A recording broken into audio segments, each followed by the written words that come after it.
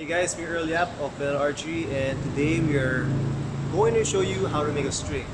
So it's not that difficult to make a string. It takes a lot of patience, practice, and probably patience. So for me, it took me around 2 days. I remember like the first time I made a string, it took me around 2 days to get it right. I would have someone do it for me before, specifically si Mang Jun, who was also my coach when I was a young kid. So, hi Mang Jun, kung pinapanood mo to, kumusta ka na?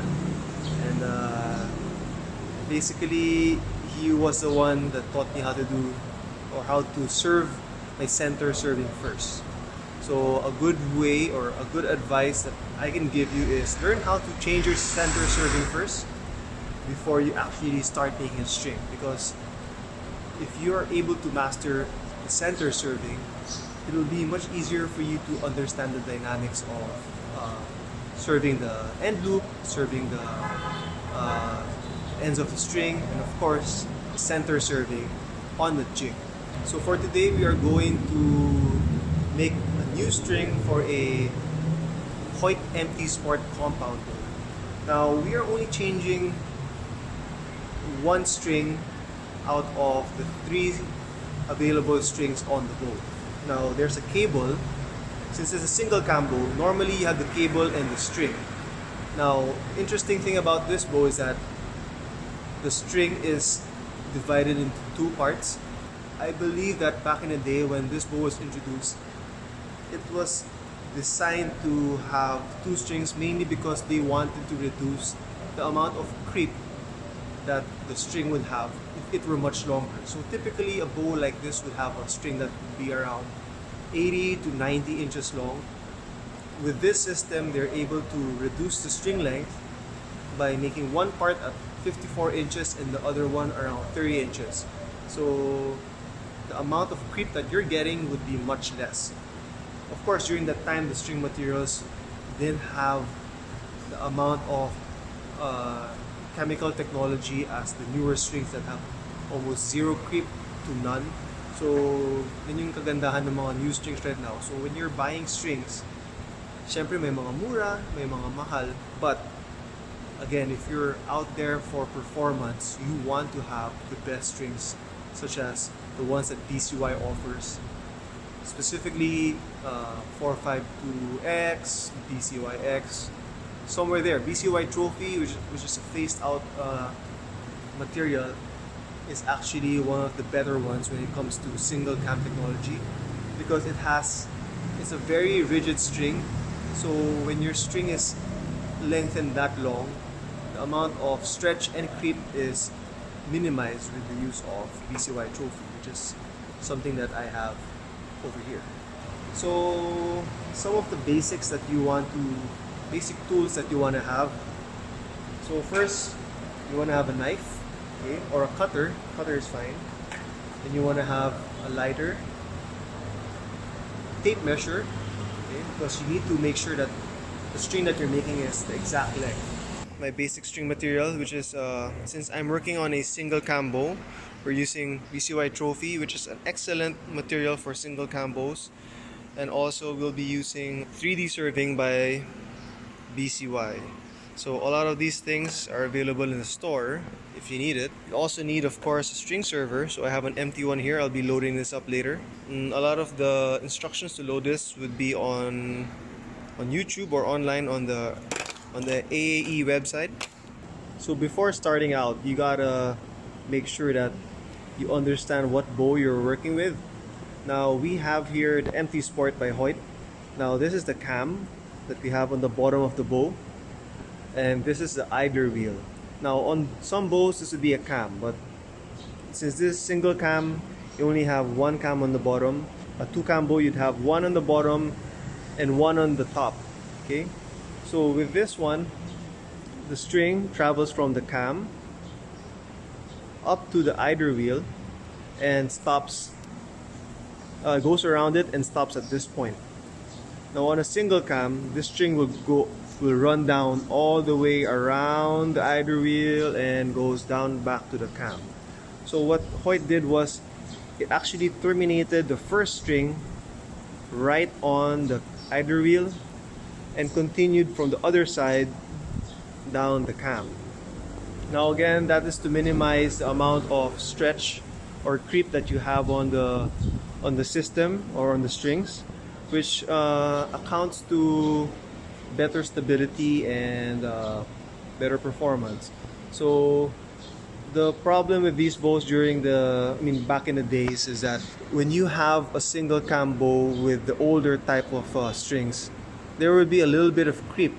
So meaning that when you would shoot the bow, it would perform well at certain days or for a certain period of time, and then after maybe a few weeks, because of the creep, the timing or the cam position would change, which would also affect your knocking point level and also the poundage that you have on your bow.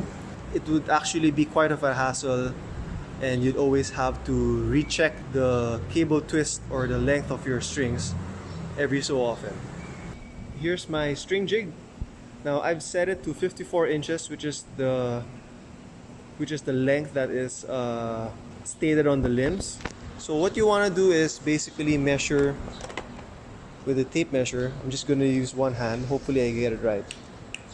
Okay, for example, you want to go from tip to tip. So that should be around 54 inches. Then I'll get my string material. You look for the end, which can be a bit difficult sometimes. Okay. I would get the end,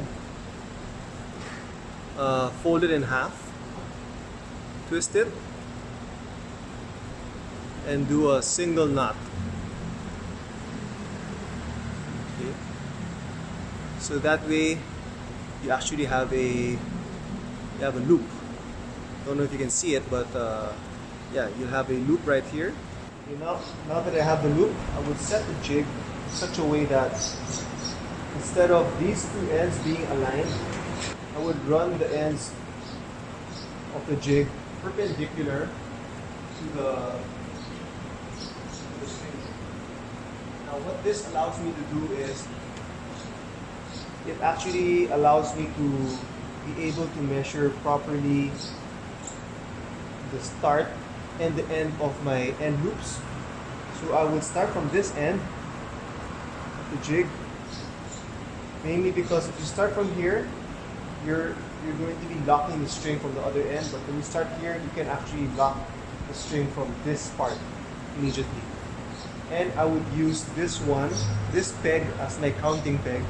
So since I want to make a 22 strand string, or let's say a 20 strand string, so on a BCCI trophy material, I would normally go 20 or 22. So meaning I need to make half the number of loops around the string jig. So if I'm making 20, I need to make 10 rounds. If I'm making 22, 11 rounds. So let's start first by making I would suggest going 22 on an older bow, just because you want it to be a bit safer. So we'll do 11 rounds. So since I started here, we're at 0.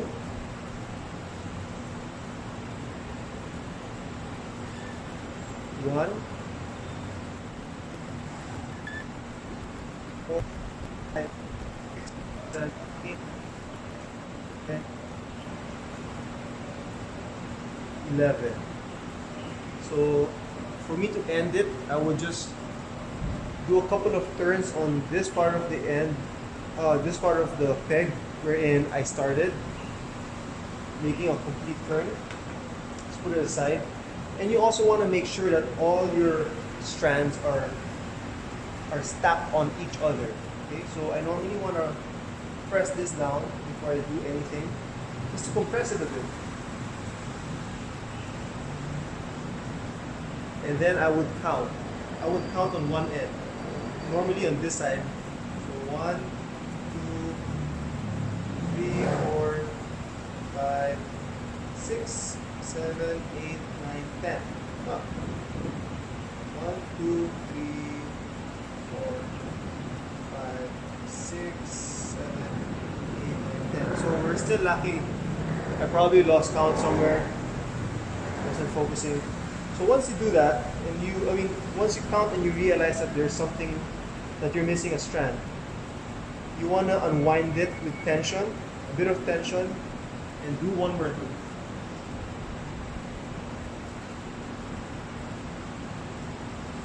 So I just added the two extra strands that was lacking.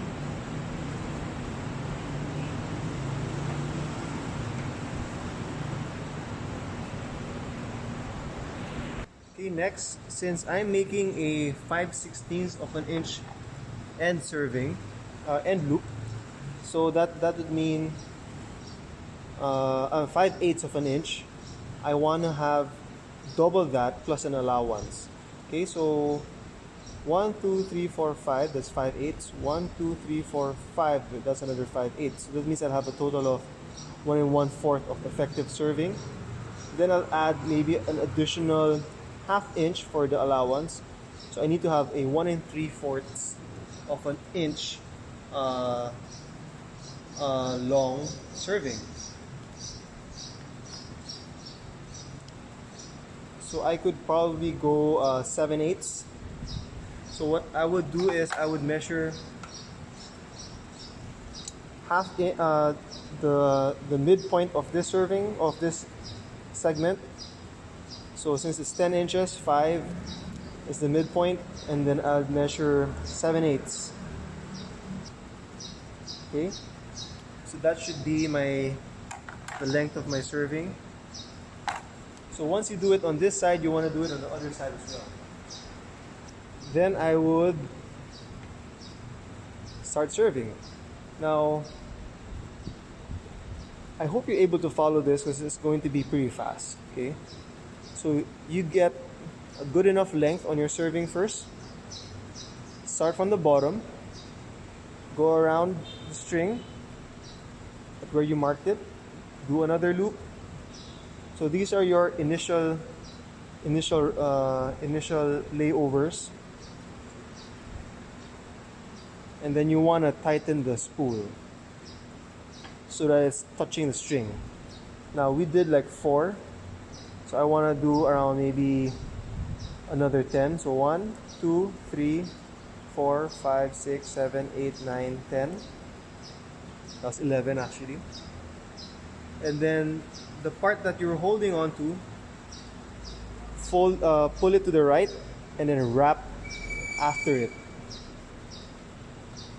And then I normally want to cut this, or I would normally cut this just so that it doesn't get in the way. So cut it flush and continue till your end mark.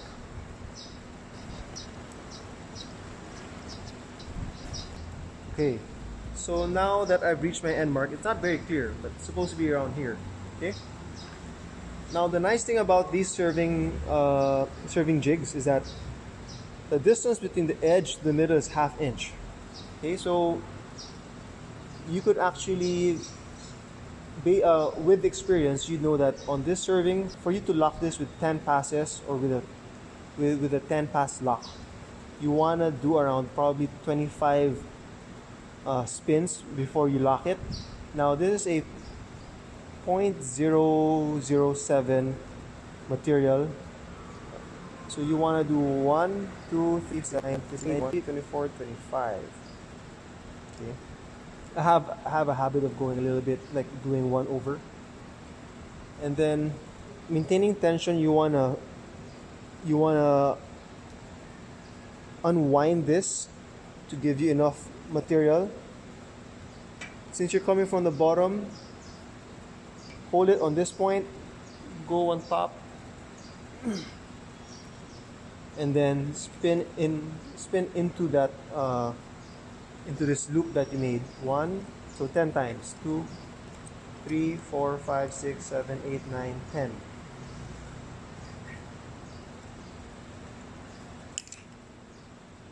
So I wrapped it around this loop just so that I can work with both hands. 1, 2, 3, 4, 5, and then squish the the servings together. Make sure it's all in there, all tight. 6, 7, 8, 9, 10. So since I did that extra one, I'm going for 11. I need to have 11. Okay, and then get your server, pull it through, and you've locked your end serving, your end loops. So it's time to do the same for the other end.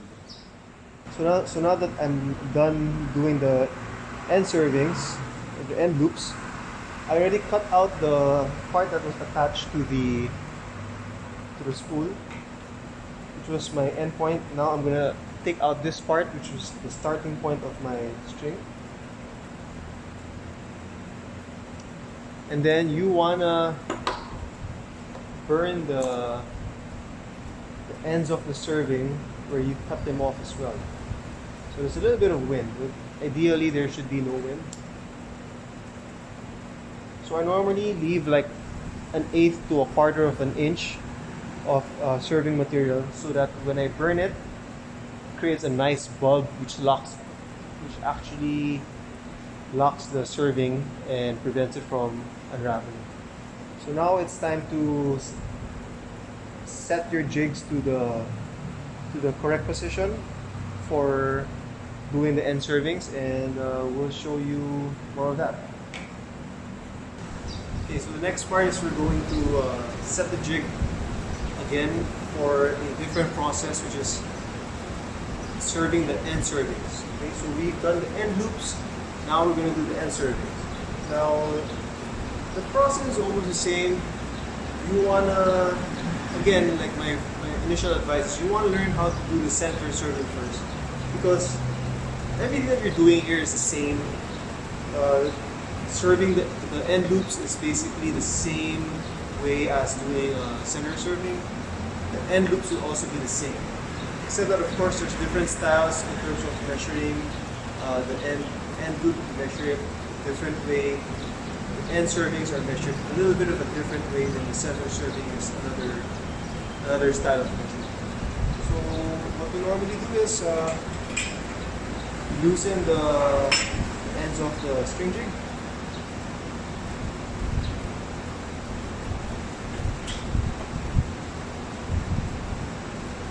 And then you want to get this part correct, because remember, you're making a loop.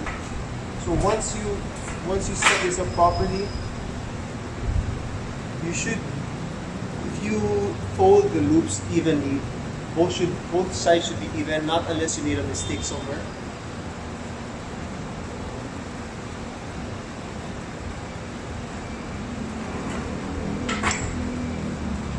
So I normally wanna tug it a little bit. Okay. So as you can see here, my servings started here, ended here, and when you go run down the other side of the string, oops, sumobra, it's roughly the same. So I started on this point, this part of the string, and ended here, so it's equal. Now I don't want to serve this in such a way that they're perfectly equal, because you'd bunch up your serving here, the start of your end serving. So I normally pull this a little bit, just a little bit, so that it's not even. Okay, so that way when you lock it and you start doing your loops, you get a very nice taper on the serving, on this part of the serving, and then runs down nicely. Okay. Now before I do that, I would want to also put a little bit of twist on the string, since it'll make things a little bit easier for me. So let's start doing that.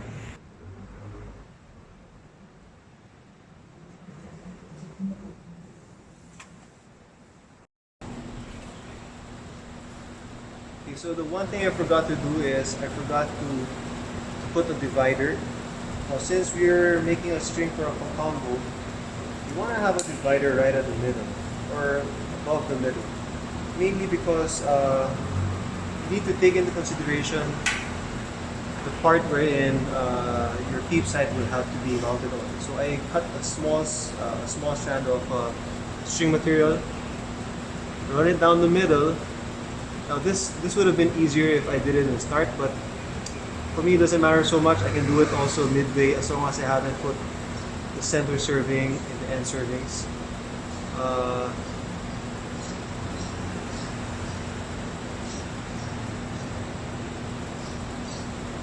So this way, just estimate or guesstimate middle of your string, a few inches, maybe 10 inches above.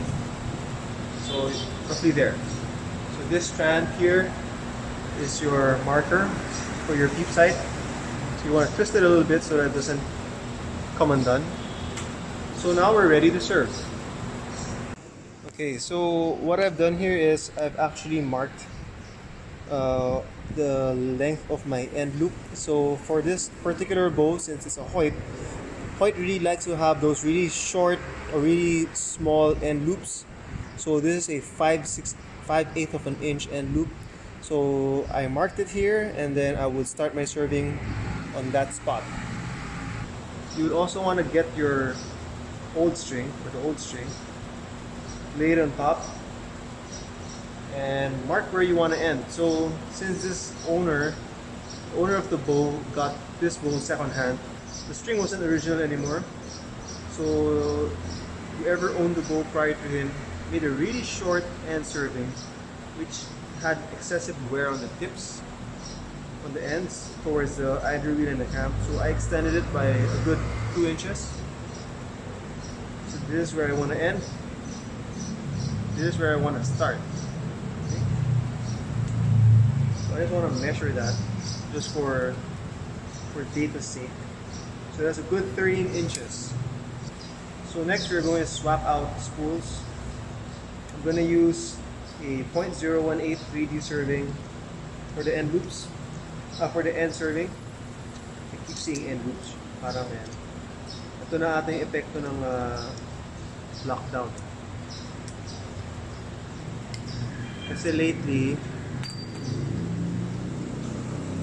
during the lockdown, parang feeling ko nakakalimutan ko na yung mga technical skills ko sa archery. So it's kind of bothering. Tuloy, may nahulog pa ako. You want to get this part really tight.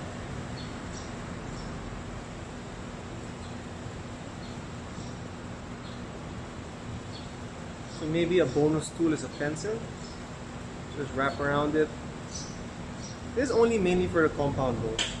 Recurve, because this thing is much longer, you don't need that much of assistance, but by using a pencil, or you don't need a pencil as an aid. So what I'm doing here, a lot of people know that I also serve using a machine, but for this video purpose, I don't want you guys to be seeing a lot of technology into it, because this is the basic. Parang kumbaga sa kotse, manual, diba? Kung magaling ka na sa manual, sobrang chicken na si automatic. So making the whole process automated makes life more consistent, diba? Or makes driving more consistent, easier, faster. But with this, advice ko talaga is learn the basics. Don't buy muna the mga motorized jigs or whatnot. Learn first how to do things manually, and then that's the time you invest in those other things. Now, this might be a long process. Okay, so I want to run this serving maybe a good 3/4 of an inch, and then cut this part, which I use as as leverage to tie my knots, to tie my serving properly. So you can just throw it away. Keep the pencil, you need this later on. Okay. So this is the marker, 13 inches.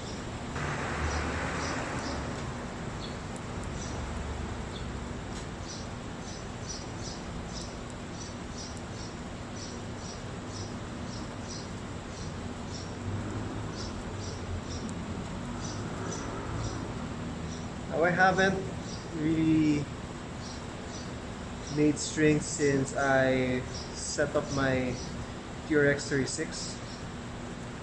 With that bow, I've had to do some different techniques or different approaches, like using different materials to get a better feel towards what I want the bow to be or to perform like.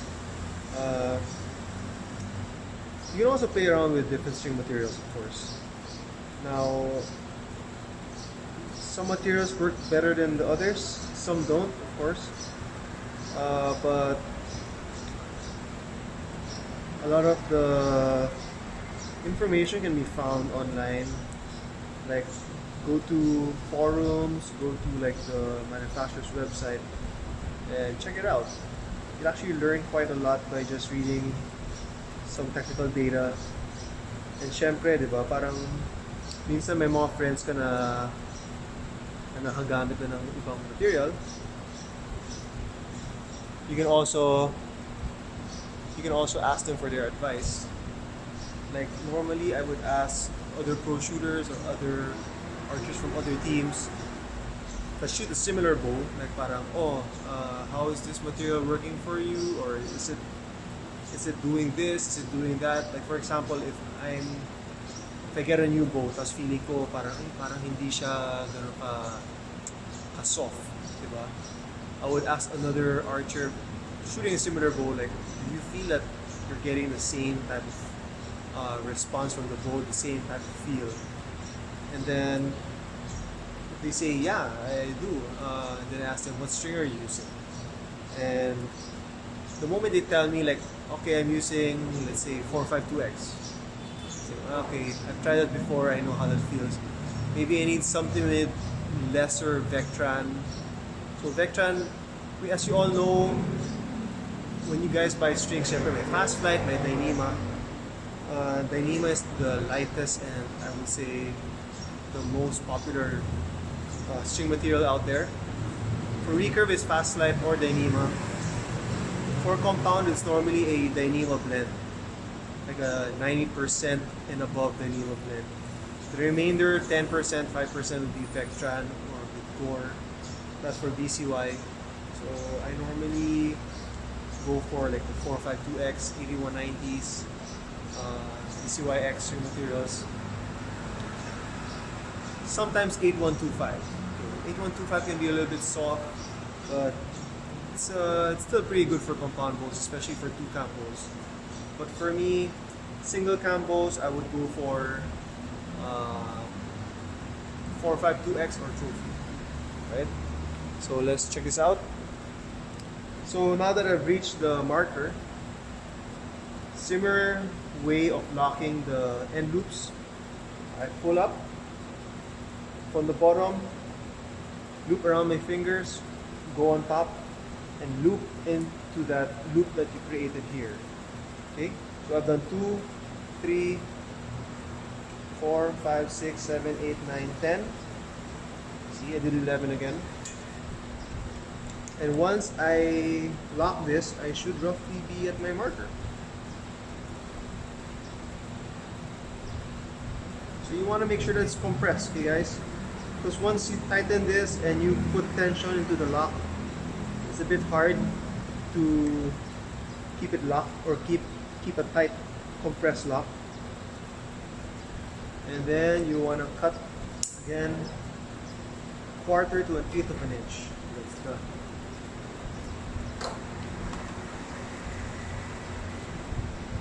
So again, you want to do the same for the other end. Now I'm not gonna go through the whole process again, it's a bit long. Okay. So what you want to do next is get your old string, go to the end, measure it in relation to the new string. Okay? So the new string is a little bit short, although I followed the exact string length. I already measured the string, it's 54 inches exactly. This longer.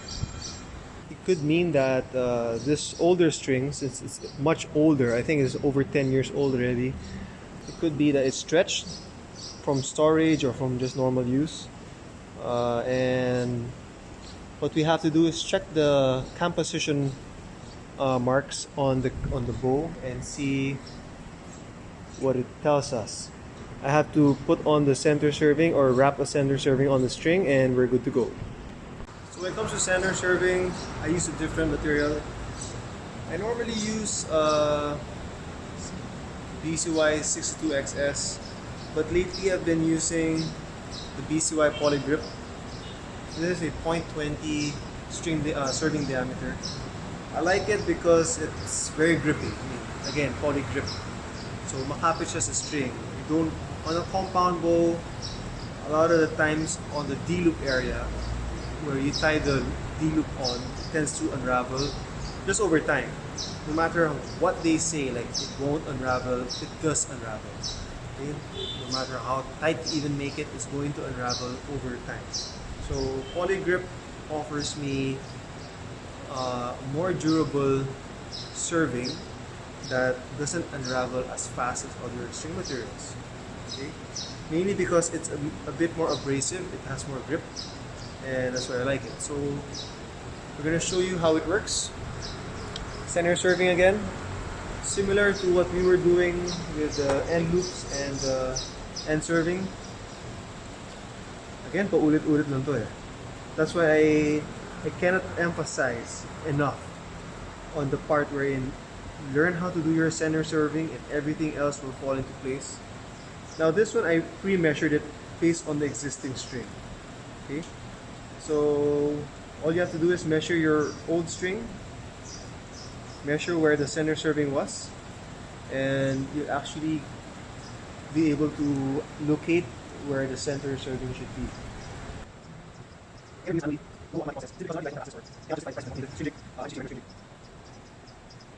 So we're doing a 4-inch center serving.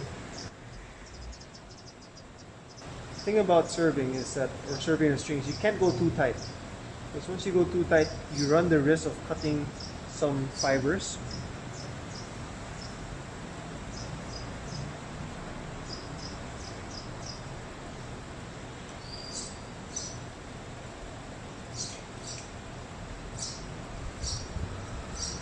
So as you can see, it's the same process all over again. Diba? Madali lang naman siya eh. Practice lang talaga to. And also a lot of patience. So if you have time, you can actually do it on a shoestring, or practice first on a shoestring, tie it on an arrow, and you'll more or less get the whole technique right. See? Boom. Tapos. Now you want this to be a little bit tight, but the problem with this material is that it snaps easily.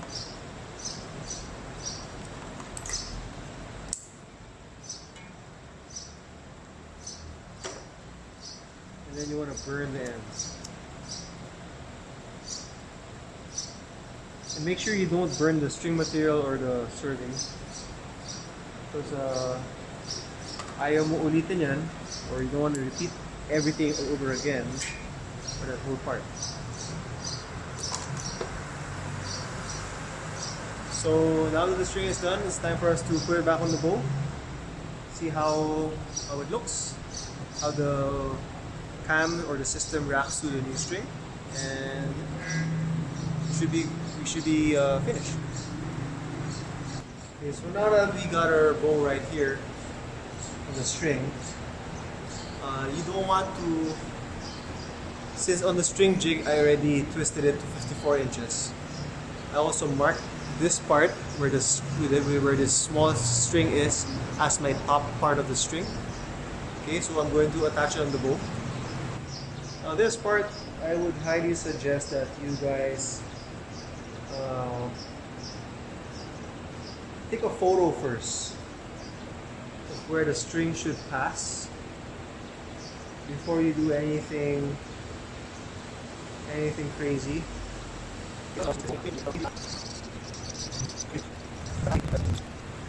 So as you can see here, the owner put a timing mark here. This was the old timing mark I put. So I put the pencil timing mark here. Now it's kind of way past that. But there's an existing timing mark here that the previous owner put. I don't know if you can see it. It's a white line.